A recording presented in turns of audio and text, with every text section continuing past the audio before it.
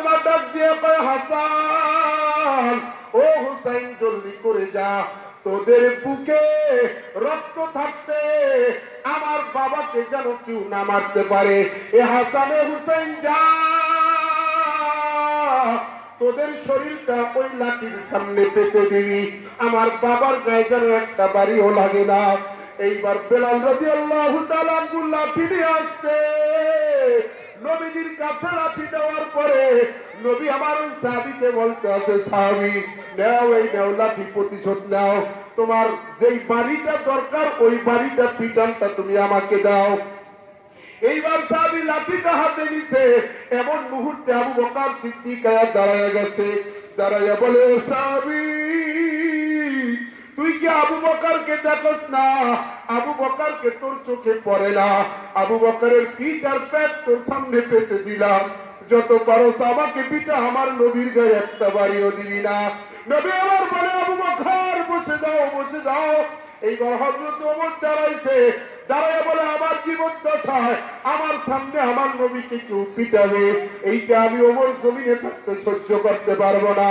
ও সাহাবী আমার পিঠটা পেতে দিলাম, যত পারো সাহাবী তুমি আমাকে পিটাও। ভাইরা আমার, বাবাজিরা আমার, এইবার আমার নবী বলতেছে, ওমর তুমি বসে যাও।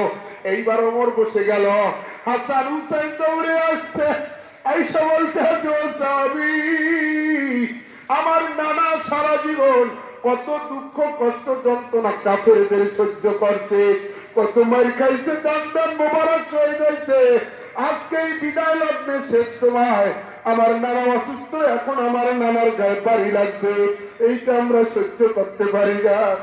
আমরা দুই ভাই হাসান আর হুসাইন, আমার নানার পরিবারের লোক, আমাদেরকে পিটাইয়া তুমি প্রতিশোধ গ্রহণ করো।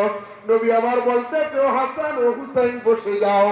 এইবার ভাইরা আমার, বাবাজিরা আমার, সাহাবী লাঠি নিয়ে বলতেছে, ইয়া রাসূলুল্লাহ আপনি আমাকে যখন বাড়ি দিছিলেন ওই সময় আপনি খালি গায়ে ছিলেন, আপনার গায়ে আমি খালি গায়ে ছিলাম, আমার গায়ে কোনো পোশাক ছিল না, এজন্য এখন আমি আপনাকেও বাড়ি দেব, আপনার গায়ে কোনো পোশাক থাকতে পারবে না।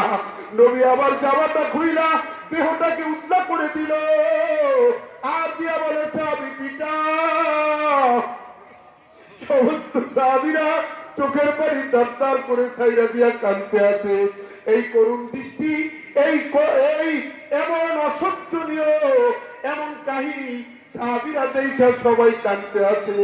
সাহাবী লাঠিটা নিয়া নবীজির পিছনে যাইয়া